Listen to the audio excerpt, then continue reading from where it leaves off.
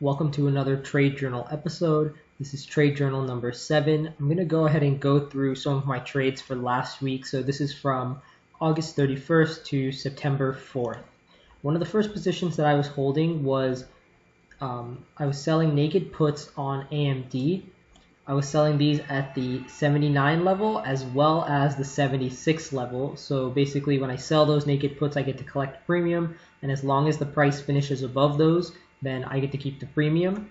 What actually happened last week was the price spiked higher, so I basically was able to buy back both of those options for pretty much 95% of the profit and made around $90 by Tuesday. And then because the price was so high, I decided not to take another position on AMD because it was hard to find a good level to sell the put at. One of the other trades I took this week was on a stock called Workhorse. What they do is they produce electric vans, so similar to Tesla, but very specific to basically electric delivery vans. The trade I took on this was also on Tuesday after I had closed the AMD position. I saw that Workhorse was kind of pushing up and there was a lot of good news coming out about them. So what I did was, instead of selling the put on this one, I decided to do a covered call. So I bought 100 shares at 1975, so right around this level, and then I also sold a call at the 20 level.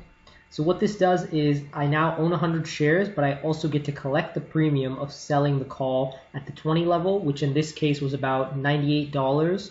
And as long as the price finished below $20 for that week, I would get to keep that full amount of premium. But what actually ended up happening was the next day the market started tanking. So as you can see, the stock started to go down. So I started losing money on my 100 shares. However, the call that I was selling basically reduced in value, so I was able to keep nearly 95% of that call that I sold. So I went ahead and closed that call.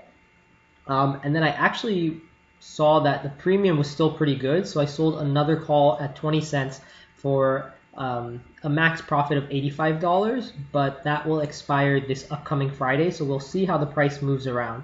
If the price finishes above $20, what happens is I will get assigned and I'll have to give up my shares, but I get to keep the initial premium, plus I get to make 25 cents for every share that was sold. So it comes out to be about $80 plus 25, so I have the potential to make $105 if it finishes above here, above 20. But if it finishes below, I get to still make those $80 and I hold on to the stock and can continue selling puts or calls on it. Well, in this case, selling calls on it. And then on Friday, the trade that I took was on the SPY. We had 2 days where the market was really starting to pull lower here on Thursday as well as on Friday. So seeing the momentum on Thursday, there was a pretty good sense that the market would continue lower on Friday, given this massive sell-off on Thursday. So what I did on Friday was I took 3 directional put option plays on the SPY, basically just buying the put and trading the stock downwards.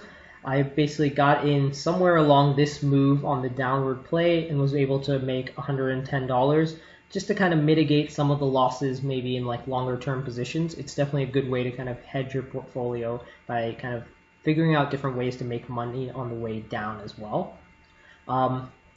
So for next week, I basically still have this position active on Workhorse. We'll see what happens. Hopefully the stock finishes above $20. If not, I will close my call and then sell another call for collecting more premium. I'll keep you updated. I think going forward, I'm going to start doing 1 video a week where I basically recap all of the trades that I took that week and kind of walk you through my thought process for those trades. If you have any comments or questions, feel free to leave those below. But until next week.